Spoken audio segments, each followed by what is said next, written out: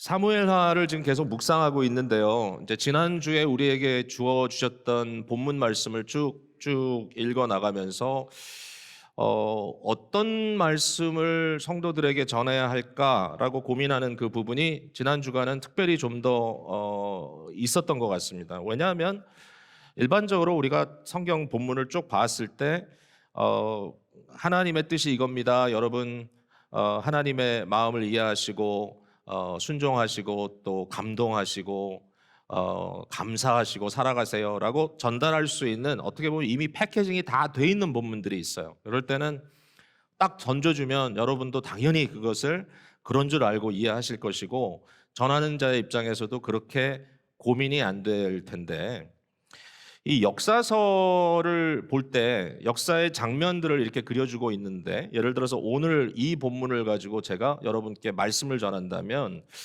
도대체 무엇이 하나님의 뜻이며 하나님이 지금 무엇을 하고 계시는지 쉽게 파악해서 패키징에 여러분께 던져드리기가 참 어렵다는 말이죠. 그러니까 여러분이 들으면서도 그게 그 말이야? 라고 이렇게 반문하실 수 있는 가능성이 없지 않다라는 고민을 이제 하게 되는 거예요.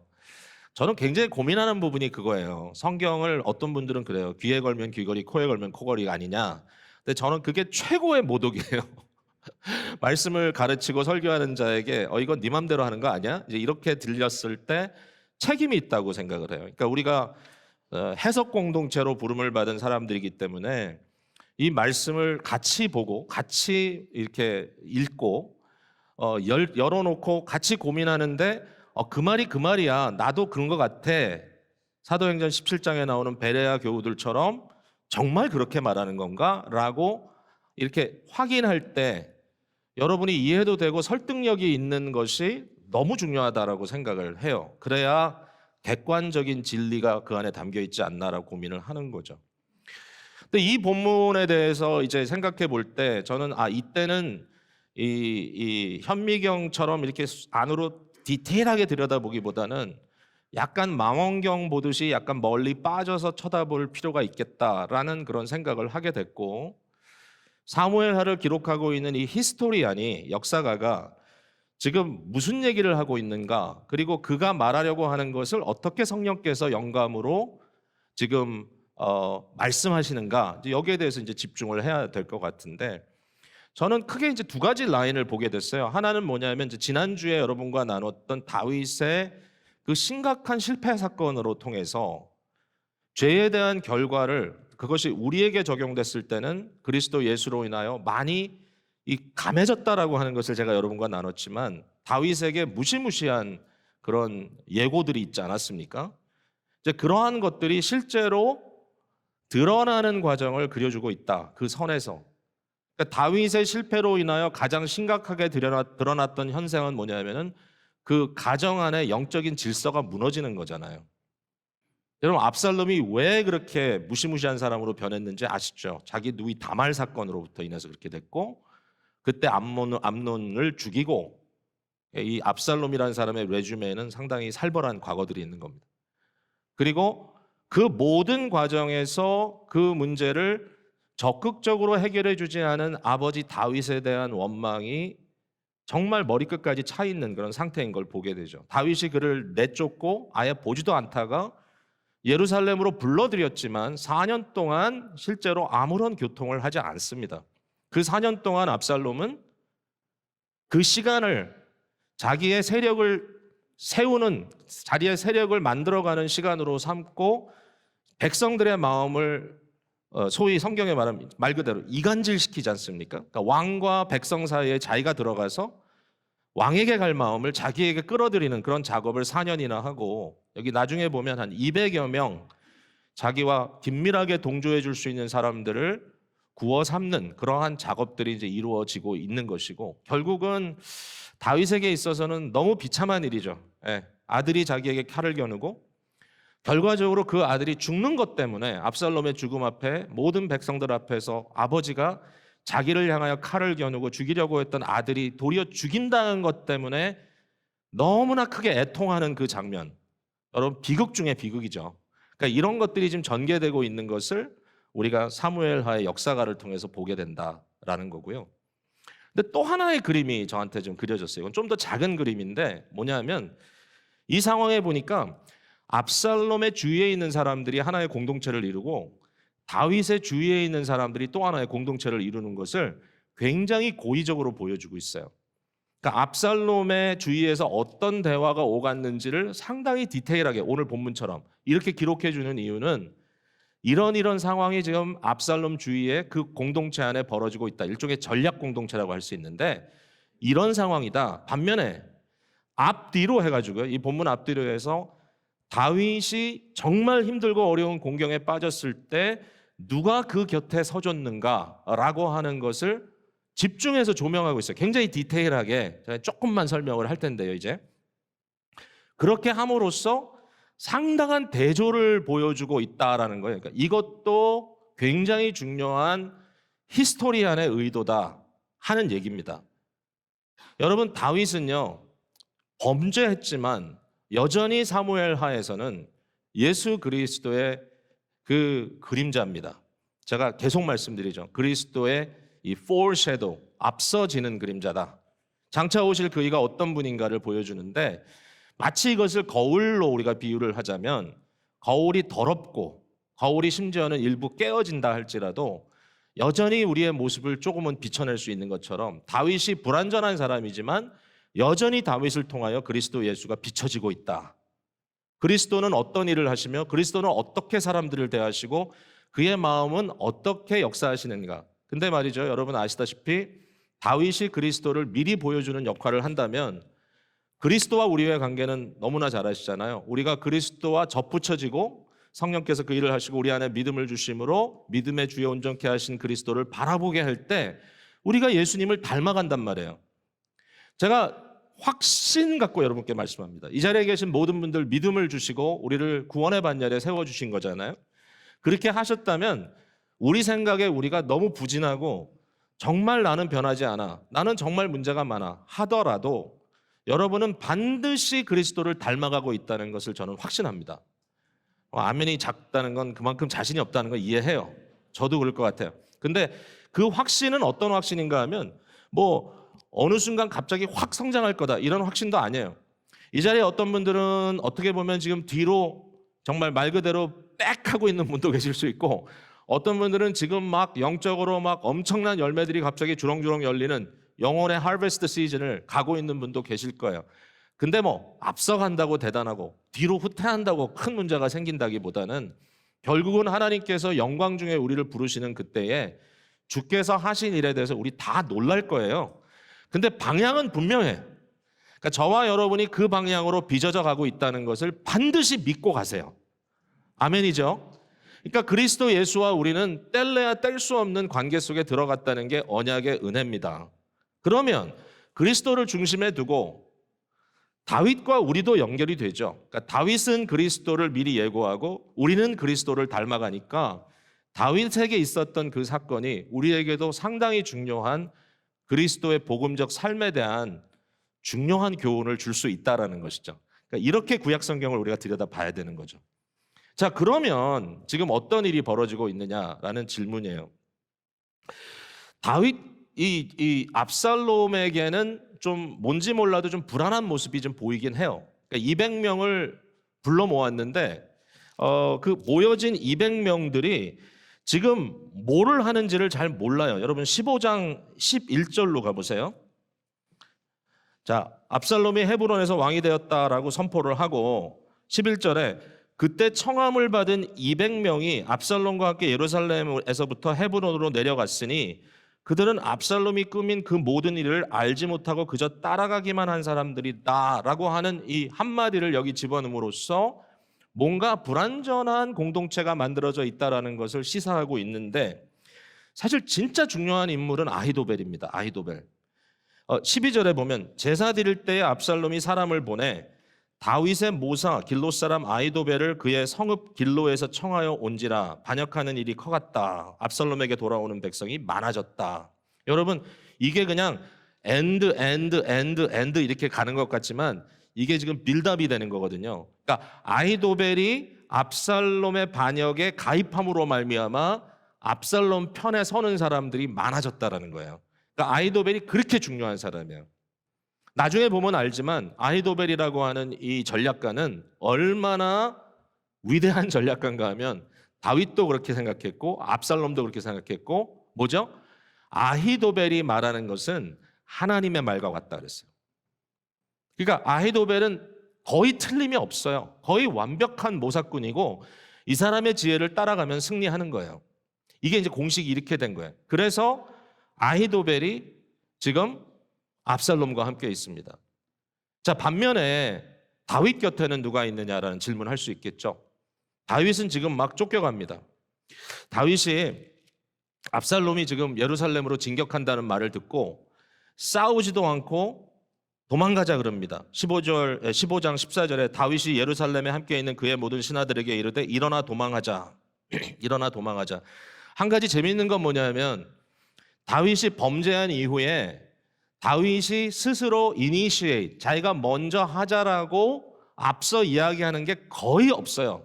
뭐 없다고 봐도 돼. 이때부터는 요압이라고 하는 다윗의 장수가 다윗의 삶을 끌고 가는 것 같은 느낌이에요. 신비에는 전쟁에 대해서도 다윗에게 뭔가 공을 주기 위해서 요압이 다 싸워놓고 이제 마지막 그냥 정말 끝자락만 남을 때 다윗에게 사람을 보내서 와서 당신이 이거 함락하세요. 당신의 이름으로 취하세요. 이러면 다윗이 가서 이렇게 해서 취하고, 그러니까 뭔가 굉장히 이게 맞지 않는 그런 그림으로 지금 가고 있는 걸 우리가 보게 되는데 거의 유일하게 이 순간에는 요압이라는 사람은 등장하지 않고, 등장해야지 왜 등장 안 해요? 지금 이 중요한 전쟁이 벌어졌는데. 다윗이 이니시에이트 합니다. 야, 두말할 것 없어. 도망가자. 근데 왜 그랬을까? 저는 이제 이 부분은 뭐 딱 비록 그렇게 돼 있는 건 아니지만 다윗이 압살롬과 그 순간에 피를 흘리는 전투를 하는 것을 원치 않았던 것 같아요. 어떻게 해서든지 압살롬의 이 모든 계획과 생각이 무너지고 그냥 모든 것이 다 없었던 일처럼 되면 좋겠다라고 굉장히 간곡하게 생각했던 것 같아요. 그러니까 일단은 도망가자, 도망가고 보자 해서 다윗이 도망을 간 거예요. 이처럼 한편으로는 좀 비겁해 보이기도 하고 한편으로는 좀 무기력해 보이기도 하고 한편으로는 뭐라고 할까요? 뭔가 이 사람의 입장이 너무 좀 올바르지 않은 것처럼 느껴지는 그 순간이라 할지라도 이게 하나님의 역사가 여기 있는 거예요. 그 연약해진 다윗을 여전히 하나님께서 쓰실 때 그 주위에 어떤 사람들을 주시느냐 하는 게 저는 굉장히 중요하다고 생각합니다. 여러분, 다윗이 도망갈 때 그 옆에 서줬던 사람들에 대한 기록이 쫙 나오거든요. 그 중에 제일 먼저 등장하는 사람들이 누구냐면요. 가드 사람 600명입니다. 600명. 이 가드 사람 600명, 그리고 가드 사람 600명을 인솔하던 이때라고 하는 소위 장군이라고 할 수 있겠죠. 600명입니다. 근데 여러분, 이 사람들이 왜 다윗 곁에 서주느냐라는 게 되게 중요한 질문 아니겠어요? 이 순간에 도대체 이 사람들은 어디서 나온 사람들이야? 이때가요, 다윗이 너 왜 내 곁에 있냐, 빨리 가라 그랬을 때 뭐라 그랬냐면 진실로 내 주 왕께서 어느 곳에 계시든지 사나 죽으나 종도 그곳에 있겠나이다. 여러분, 대단한 충성이죠. 사나 죽으나, 당신이 죽을 수 있다는 건 압니다. 우리가 아무리 힘을 써도 우리 600밖에 안 됩니다. 그러나 사나 죽으나 우리는 당신과 함께 있겠습니다. 여러분, 이 사람들이 누군가 하면요, 다윗이 사울로부터 도망 다닐 때 가드라는 곳에 피해 있었어요. 거기에서 그에게 모여왔던 600명이에요. 여러분, 이게 이제 앞뒤를 맞춰 생각해 보면 기가 막힌 얘기입니다. 여러분, 다윗이 왕이 됐을 때 자기가 정말 힘들고 가난하고 어려웠을 때 자기를 쫓아다녔던 이 정말 그때 이 사람들은 누구냐면 억울한 사람, 원통한 사람, 세상적으로 실패한 사람들이었거든요. 이 사람들이 600명 왔어요. 다윗이 뭐 전쟁 치러서 왕이 됐나요? 사울 죽고 난 다음에 헤브론 왕이 되고 그 다음에 온 이스라엘의 왕이 됐을 때 백성들이 추대했단 말입니다. 여러분, 한 나라의 왕, 그것도 위대한 왕이 됐을 때 이 600명은 어떻게 됐을까요? 나타나지 않아요, 이 사람들의 이름은. 일반적으로요, 우리가 어렵고 힘든 시절에 같이 했던 사람들이 그 사람이 성공하고 나면 다 어디로 가버리고 없습니다. 내가 지금 이 자리까지 왔는데 너희들이 지금 뭐 필요하지 않아. 이제는 너희들처럼 폼 빠지는 사람들하고는 좀 일하기가 좀 그렇지 않겠니? 이제는 내가 이렇게 괜찮은 사람이 됐으니까 너네는 조금 배경으로 사라져줘라고 얘기할 만한 그런 사람들이었던 거예요. 어디 있었죠, 이 사람들이? 모르겠어요. 그런데 수십 년이 지나서 다윗이 똑같은 공경에 빠졌을 때 제일 앞장서서 600명이 나와서 다윗 곁에 서주는 거예요. 이걸 지금 그려주고 있는 거예요, 역사가가. 이거 어떻게 이해를 해야 돼요, 여러분? 뭐 여러 사람들이 나와요. 몇 마디만 얘기하자면 후세라고 하는 사람. 좀 전에 이제 우리가 읽었죠. 이 후세는 다윗의 모사입니다. 근데 너무 재밌게도 우리가 이 성경에 나오는 디테일도 중요해요. 아히도벨을 설명할 때는 이 사람은 다윗의 모사, 다윗의 카운셀러라고 설명되어 있습니다. 똑같은 후세를 설명할 때는 다윗의 친구라고 설명되어 있습니다. 단어 선정을 그렇게 합니다. 후세가 다윗에게 왔습니다. 나도 왕과 함께 가겠습니다. 다윗이 후세에게 간곡하게 부탁합니다. 네가 나한테 도움을 주는 것은 압살롬의 그 중심부로 네가 들어가서 저들을 교란시키는 일이야. 힘들지만 그 일을 해줘. 후세가 목숨 걸고 들어갑니다. 그게 오늘 본 얘기예요. 또 하나 굉장히 재미있는 것은 뭐냐면 다윗이 결국 힘겹게 요단강을 건너 도망을 가는데, 피난을 가는데, 요단강을 가려니까 언덕을 올라가고 내려가고 뭐 여러 가지 그 밸리를 지나고 이제 강을 지나서 넘어갔단 말이죠. 다윗도 지쳤지만 다윗의 아내들도 있었고 다윗의 어린 아이들도 있었을 거고, 하면 뭐 다 어린 아이들도 거기 있었을 거예요. 뭐 신하들 뭐 이런 사람들이 같이 그 강을 건너갔는데, 사실 거기는 이방 땅이잖아요.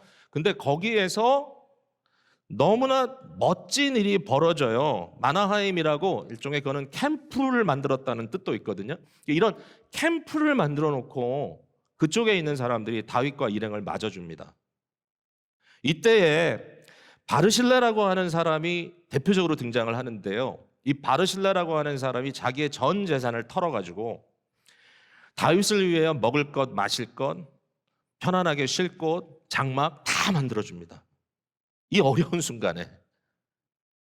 여러분, 이분은 연세가 많은 분이에요. 유지예요. 다윗의 친구예요.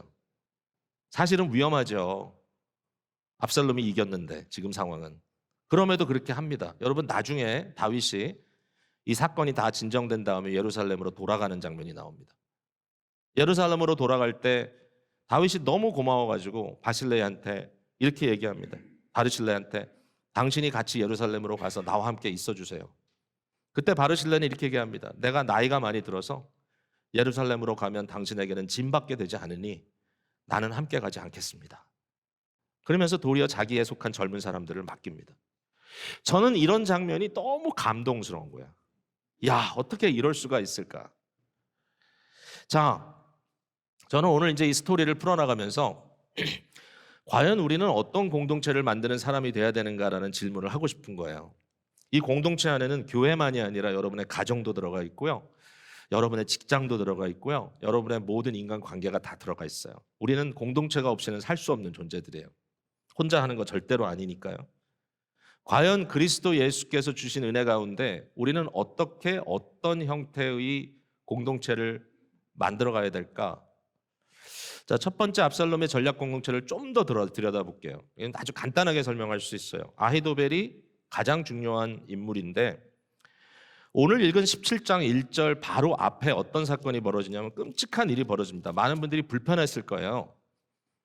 압살롬이 예루살렘에 입성하자마자 아히도벨에게 물어봅니다. 자, 내가 제일 먼저 뭘 해야 되지? 그랬더니 아히도벨이 뭐라고 얘기를 하냐면은 다윗이 궁을 지키라고 뒤에 남겨준 그의 후궁들. 여러분, 저는 그 당시에 이 모든 상황에 대해서 잘 fully 모르기 때문에 후궁들이 뭐를 했고 다윗과의 어떤 관계인지 그걸 제가 지금 다 설명할 수는 없어요. 그러나 다윗의 여인들입니다. 어쨌든 법적으로. 근데 아히도벨이 뭐라 하냐면 압살롬 당신이 대낮에 장막을 치고 그 안에서 백성들이 보는 앞에서 그 여인들을 범하십시오 이렇게 합니다. 자, 정말 대단한 얘기죠. 압살롬이 그 말을 듣고 그대로 행합니다. 이것은 물론 한편은 우리아의 아내를 범했던 다윗에게 하나님께서 예고하신 일이었어요. 너의 아내를 백주에 다른 사람이 범하겠다. 무시무시한 얘기가 이루어진 거죠. 그러나 아히도벨의 입장에서 이렇게 하라고 했고 압살롬이 이렇게 한 이유가 있습니다. 그건 뭐냐면요, 돌이킬 수 없는 곳으로 가라는 거예요. 모든 백성들이 그 순간 이후로부터는 압살롬이 다시는 아버지 다윗과 화합이 되어서 다시 제자리로 돌아갈 수 있는 기회가 완전히 막혀져 버렸다라고 느낄 수밖에 없는 거예요. 갈 때까지 다 갔어. 이제는 막다른 골목이에요. 압살롬도 돌이킬 수 없어요. 돌이킨다면 죽음이에요. 아무것도 남은 옵션이 없어요. 끝까지 가라. 이게 아히도벨의 계략이었어요. 여러분, 왜 그랬겠어요? 아히도벨 자신이 그렇게 생각했기 때문입니다. 내가 이 순간에 압살롬 당신을 택했는데 내가 당신을 택한 이상 나는 돌이킬 룸이 없다. 나는 이제 다시 돌아가서 내 인생을 다른 방향으로 이렇게 틀어서 갈 수 있는 입장이 전혀 아니니 나는 당신에게 올인했으니 당신도 우리에게 올인하라. 당신이 그걸 보여줘라. 당신이 다시는 다윗에게 돌아가지 않겠다고 하는 그 사인을 보여주라. 그러면 우리 모두가 당신에게 충성할 것이다라고 이야기를 했습니다. 여러분, 아히도벨이라는 인물은 참 굉장한 인물인 것 같아요. 이런 생각을 했다는 게. 아히도벨이 그 다음 단계에서 이렇게 하자고 계략을 냈습니다. 정말 이상하게도 정체도 알 수 없는 후세라고 하는 사람, 사실은 이 후세에 대해서 압살롬도 좀 의심을 하거든요. 아니, 너는 우리 아버지의 그렇게 중요한 절친인데 내가 너를 리크루트한 것도 아닌데 너 왜 내 자리 앞에 서 있느냐? 이랬을 때 후세가 뭐라 그랬습니까? 내가 당신 아버지를 섬긴 것처럼 그 아들을 섬기는 것이 절대로 이상하지 않습니다. 나는 그렇게 하겠습니다. 라고 얘기할 때 받아들였어요. 여기에 이 상황 속에서 후세를 부릅니다. 그리고 후세에게 너의 계략이 뭐냐라고 물어봤을 때 후세가 다른 계략을 이야기하잖아요. 여러분, 후세의 계략을 우리 같이 읽었지만 아히도벨의 계략은 담백해요. 후세의 계략은 거품이 많아요. 과장법이 많이 들어가 있어요. 그의 언어는 뭔지 몰라도 선동적이에요. 그러나 압살롬과 그의 백성들이 후세의 말을 듣고 아히도벨의 의견을 묵살시킵니다. 여러분, 이때 아히도벨이 어떻게 했습니까? 아히도벨은 보통 사람 아닙니다. 아히도벨은 후세의 정체를 알았을 것입니다. 저는 거의 확신합니다. 후세가 왜 그 자리에 와 있는지, 후세가 하는 말의 의미가 뭔지 아히도벨은 알았어요. 그리고 그 순간에 압살롬과 그의 신하들의 마음이 후세의 말로 쏠려가는 모습을 보면서 아히도벨은 뭘 알았겠어요? 하나님이 배경에서 역사하신다는 걸 알았어요. 저는 확신해, 이 부분에 대해서. 아히도벨은 그런 사람이에요. 다 읽어, 상황을. 우리가 읽었잖아요. 여기 그렇게 써 있잖아요. 이는 여호와께서 압살롬에게 화를 내리려 하사 아히도벨의 좋은 계략을 물리치라고 명령하셨음이니라 라고 하는 것이 아히도벨 눈에도 보였습니다. 그 아히도벨이 그래서 어떻게 했죠? 아히도벨이 17장 23절, 내일 읽을 본문인데 여러분 조금 앞에 가면 이렇게 써 있습니다. 아히도벨이 자기 계략이 시행되지 못함을 보고 나귀의 안장을 지우고 일어나 고향으로 돌아가 자기 집에 이르러 집을 정리하고 스스로 목매어 죽음에 그의 조상의 묘에 장사되니라. 아히도벨이 가서 자살해 죽었습니다. 자기 집으로, 고향으로 가서. 이 전체적인 흐름을 이해를 못하면 아히도벨이 정말 속 좁은 사람이고요. 여기 정말 왕이, 이 압살롬이 자기 말을 선택하지 않고 후세의 말을 선택했다는 것 때문에 그냥 삐져가지고 그냥 마음이 상해가지고 가서 그냥 확 죽어버렸다. 이렇게 해석하면 안 됩니다. 이 부분은. 아히도벨이 여기서 죽은 이유가 뭐냐면요, 그는 알았던 거예요. No turning back. 돌아갈 룸이 없어요. 자기는 압살롬 편에 섰고 압살롬의 그 결과가 자기의 삶의 결과라는 걸 받아들였기 때문에 압살롬을 망하게 하시겠다는 하나님의 그 역사가 눈앞에 환하게 보였을 때 아히도벨은 지체하지 않고 자기 가정을 정리하고 목숨을 끊었습니다. 여러분 어떻게 생각하세요? 아히도벨이라고 하는 사람이 압살롬의 전략 공동체의 핵심적인 인물이라면 저는 이 한 사람의 말과 생각과 이 사람의 결론에 의해서 압살롬의 공동체가 어떤 공동체였는지를 이해할 수 있을 것 같아요. 여러분, 아히도벨의 마음을 보면, 또 아히도벨과 함께 압살롬 주변에 있었던 사람들을 보면 어떤 마음이죠? 반드시 성공해야만 한다고 하는 조바심, 초조함, 일종의 공황 같은 그러한 두려움과 정말 앵시어스한 그러한 분위기가 그들에게 깔려 있습니다. 반드시 해야 한다. 안 하면 죽음이다. 어떻게 해서든지 승리를 쟁취해야 되고, 어떻게 해서든지 성공을 만들어야 되고, 어떻게 해서든지 결과를 만들어야 내야만 한다라고 하는 그러한 너무나 긴박한 그러한 이머전시 속에서 이들은 지금 가고 있고, 바로 그 목적을 위하여 불안한 이들이 하나로 뭉쳐 있었다는 것을 볼 수 있는 거죠. 여러분, 이러한 전략적인 공동체가 여기만 있나라는 질문을 해보면, 저와 여러분의 삶 속에 혹시라도 우리가 속해 있는 공동체가 이와 같은 위기감 또는 이와 같은 초조함, 이와 같은 이런 그 불안한 마음으로 인하여 조바심 속에 이런 형태로 가고 있지는 않은가? 여러분의 가정에 있어서 여러분의 자녀가 지금 성장하고 있다면 그들은 어떤 모습으로 양육되었는가? 우리 부모는 아히도벨과야. 정말 이거를 성공하든지 아니면 죽음이야. 이러한 지극히 원트랙 마인드를 가지고 결국은 너는 안 하면 안 돼라고 하는 강압 속에서 오직 프레셔 속에서 살아왔는가라는 질문을 던져봄직하다는 것이죠. 교회도 마찬가지일 거고요. 반면에 다윗의 주위에는 진실로 다윗을 사랑하고 아끼고 그가 강할 때, 그가 승리할 때만이 아니라 그가 약할 때, 인간적으로 실패할 때 가장 슬퍼하고 힘들어하는 그 순간에 그 옆에 서서 그의 신복과 친구로서의 자리를 변치 않고 지켜줄 사람들이 있었다는 거죠. 여러분, 여러분의 자녀에게 돌아올 룸이 있습니까? 여러분, 우리 교회는 실패한 사람들이 돌아올 룸이 있습니까? 여러분의 관계 속에는 부진한 사람들이 발전할 수 있는 룸이 남아 있습니까? 아니면 그런 것은 더 이상 없다라고 매번 막다른 골목에서 이거 아니면 저것을 선택해야 되는 너무나 심각한 결정 앞에만 서 있는 건 아닐까 생각을 해봅니다. 살다 보면 너무 쉽게 배우는 겁니다. 전쟁의 승리는 우리 능력 갖고 안 됩니다. 나 하나가 아무리 잘 싸워도 전쟁이 이길 수가 없습니다.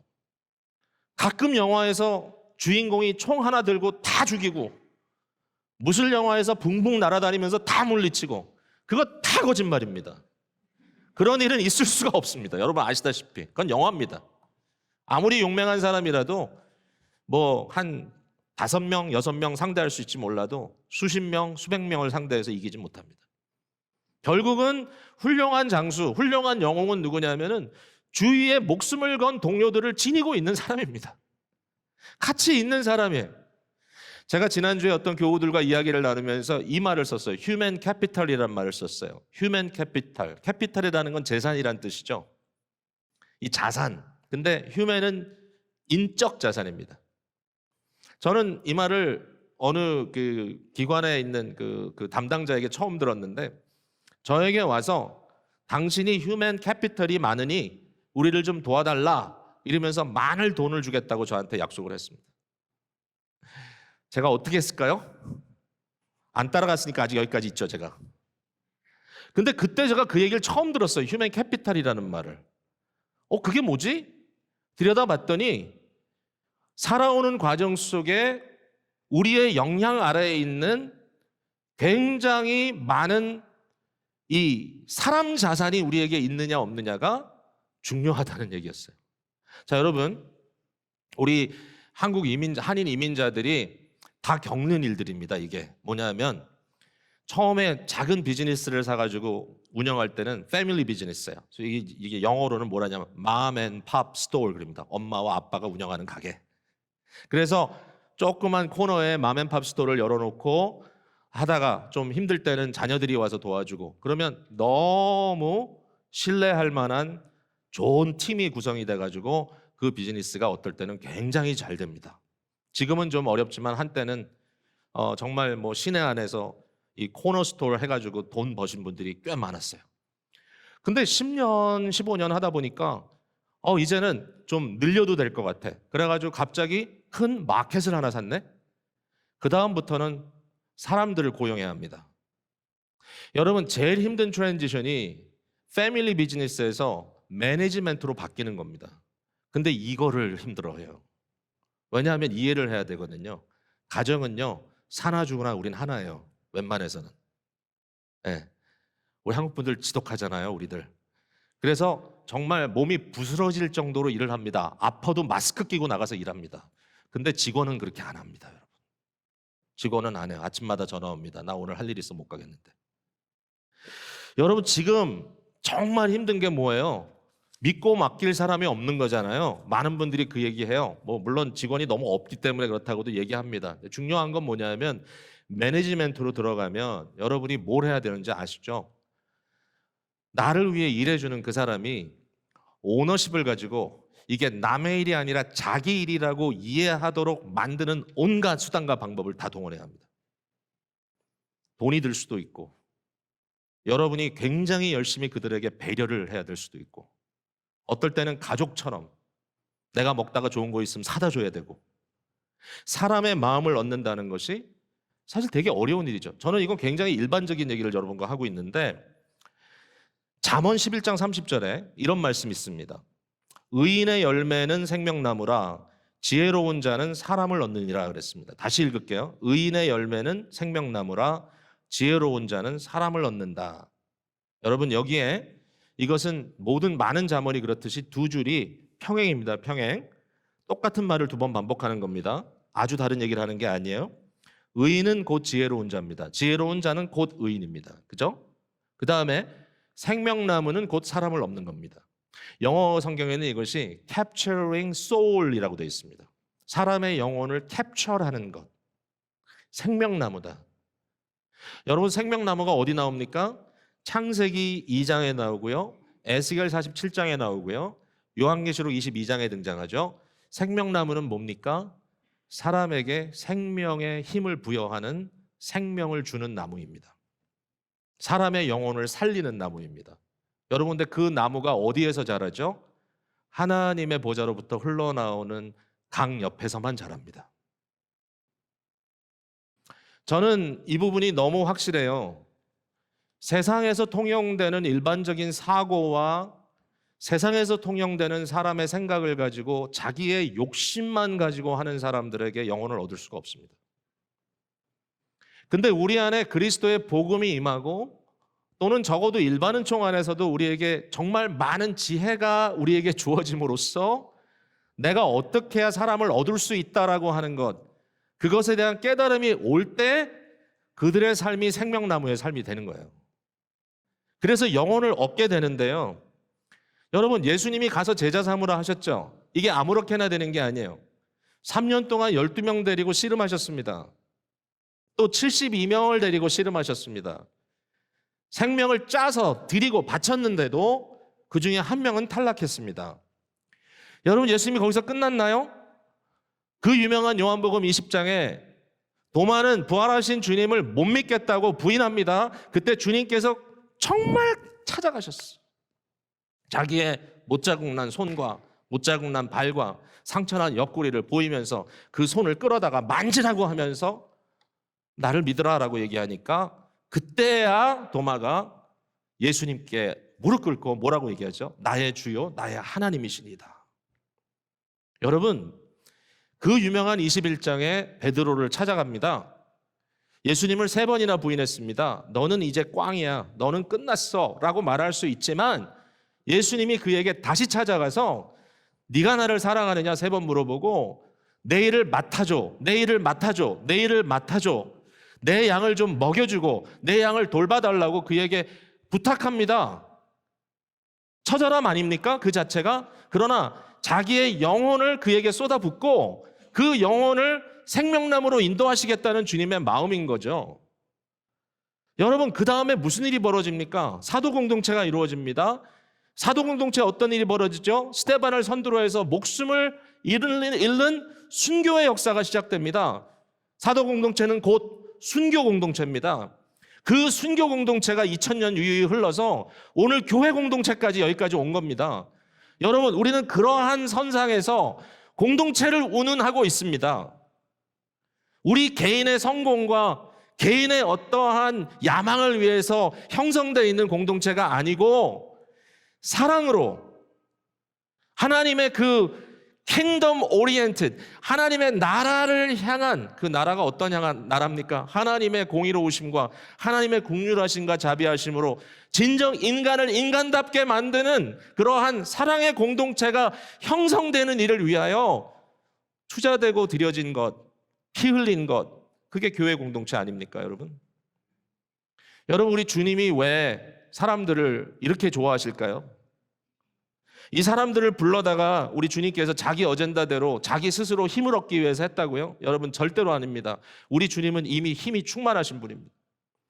우리 주님은 이미 만군의 주시고 만유의 하나님이십니다. 우리 주님은 모든 것을 가지신 분이에요. 그가 없어서 사람을 부르는 게 아니에요. 그가 사람을 부르는 이유는 기쁨의 원천이시고 사랑 공동체 그 자체이신 그분께서 우리로 하여금 그와 함께 교통함으로 진정한 행복의 공동체 속으로 들어올 수 있기 위해서 초대하기 위해서 그렇게 하시는 거 아닙니까?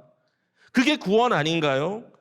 이 구원의 공동체 속으로 우리를 부르시고 정말 우리에게 은혜 주시고 복 주시기를 원하시는 바로 그 소원을 가지고 오늘도 생명나무가 되셔서 우리의 영혼을 캡처하시는 분이 우리 주님이시라면 여러분, 오늘 우리가 어떤 공동체를 꿈꿔야 할까요? 이해가 되실 겁니다. 왜? 우린 부모니까요. 많은 분들이. 여러분, 가정이 타락하면요, 제일 비참한 타락이 뭐죠? 돈 때문에 자녀가 부모를 버리고 돈 때문에 부모가 자녀를 버리는 겁니다. 이권 때문에 싸움이 나고 이권 때문에 갈라지고 이권 때문에 다시는 쳐다보지도 않는 사람들이 돼버린 것은 가족으로서의 진정한 공동체의 의미를 상실한 것입니다. 부모는 내 몸이 부서질 것 같아도 자녀가 힘들고 어려울 때 절대로 그 곁을 떠나지 않습니다. 부모는 힘들 때 눈물 흘리며 자녀 곁에 그의 어려운 고난 속에 동참해 줍니다. 기다려주기도 하고요, 베풀어 주기도 하고요, 내 손에 있는 것 내어주면서 돈 계산하지 않습니다. 그게 부모입니다.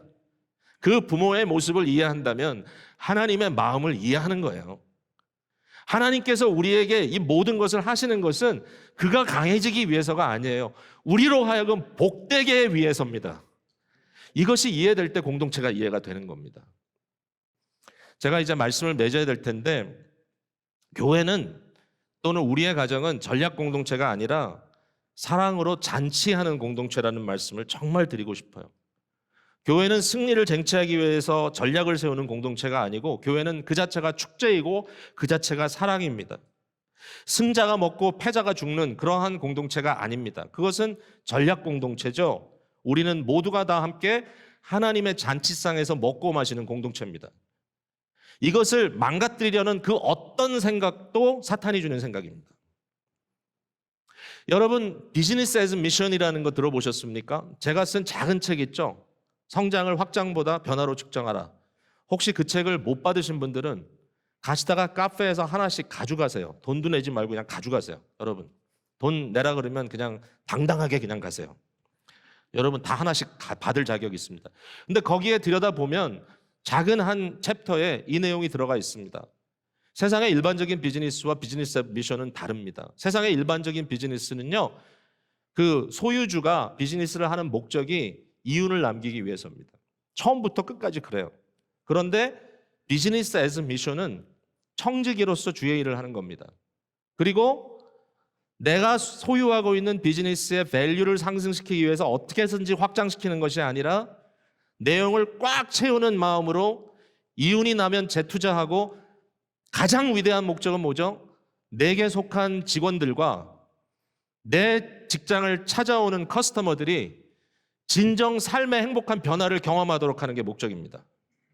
이렇게 해서 계속 성장해 나가는 것, 이것은 말씀드린 대로 확장의 성장이 아니라 변화의 성장입니다. 이게 비즈니스 애즈 미션이라고 하는 크리스찬 비즈니스의 중요한 모델입니다. 모두가 다 그렇게 할 수 없다고 얘기하신다면 부분적으로나마 여러분 고민해 주시기를 바랍니다. 근데 교회를 비즈니스처럼 하는 사람들이 있습니다. 일반 비즈니스처럼. 기쁨의 교회는 그런 교회가 아니라고 저는 생각해요. 교회의 목적이 뭐냐라고 했을 때 교인 수, 재정 또는 재산의 증가다라고 생각할 수 있을까요? 기관으로서의 성공, 우리 교회의 어떤 외부에서 쳐다봤을 때 그 가치를 상승시키는 게 우리의 목적이라고 할 수 있을까요?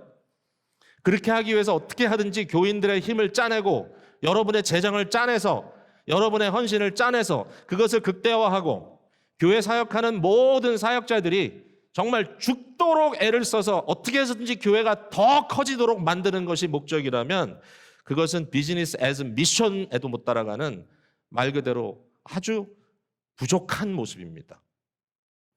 여러분, 교회는 뭐를 하죠?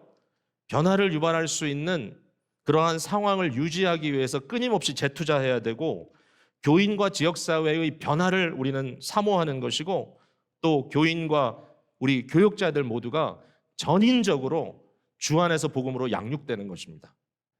교회가 함께 변화되고 세워져 가는 것이 공동체입니다. 성도의 섬김은 소모가 아니라 사랑이 되어야 되고 기쁨과 보람, 행복이 되어야 되고 잔치가 되어야 됩니다. 여러분, 잔치할 마음이 없이 섬기지 마십시오. 함께 모여서 사역팀을 이뤘을 때는 무조건 행복하게 사역하세요. 서로를 함께 배려하며 잔치하세요. 기뻐하세요. 모일 때는 무조건 좋아야 합니다. 힘들고 어려운 일을 당했을 때 함께 울어주세요. 서로 겪어주세요. 왜? 우리는 그런 교회여야 하기 때문에 그렇습니다. 언젠가 제가 이 교회를 떠날 날이 오겠죠? 나이가 들면 어쩔 수 없는 거니까. 제가 요즘은 그런 생각 많이 합니다. 제가 이 교회를 떠날 때 무엇이 제게 남겠는가? 솔직한 심정입니다. 여러분, 절대로 오해하지 말고 들으십시오. 큰 교회를 이룬 성공한 목회자라고 하는 타이틀을 마음으로 사모하지 않습니다. 그것은 저에게 그렇게 중요한 가치는 아닌 것 같아요. 그랬다면 이미 여기 없었을 겁니다, 저는. 그러나 제 마음에 정말 두고 싶은 것은 평생 함께 힘들고 어려울 때 전화 한번 할 수 있는 친구들이 있었으면 좋겠습니다. 우리 동역하는 분들이 어디에서 무슨 일을 하든지 힘들고 어려울 때 같이 울어줄 수 있는 형제였으면 좋겠습니다. 여러분과 제가 그런 관계로 더 나갔으면 좋겠어요. 다른 어떤 어젠다는 아닙니다. 저의 소박한 개인의 행복을 그리스도의 공동체 안에서 얻고자 하는 마음입니다. 이웃의 교회 목사님이 은퇴하실 때 은퇴하는 것을 제가 감사하고 축하드리면서 그분에게 한마디 한 게 있습니다. 목사님, 그런데 공동체 없이 살 수 있겠어요? 너무 힘드시겠습니다. 그 말이 지금도 그분 마음에 꽂혀서 매일매일 아쉬워합니다. 글쎄, 이게 어떤 모습인지 모르겠어요. 한 장소에 같이 있지 않더라도 어디에 있더라도 여러분도 마찬가지일 겁니다. 그러나 언젠가 다시 손을 잡고 만났을 때 그때 함께 행복하게 주님을 모셨던 그 기억이 우리를 뜨겁게 만드는 그런 공동체가 됐으면 좋겠어요. 지금 그걸 하셔야 됩니다.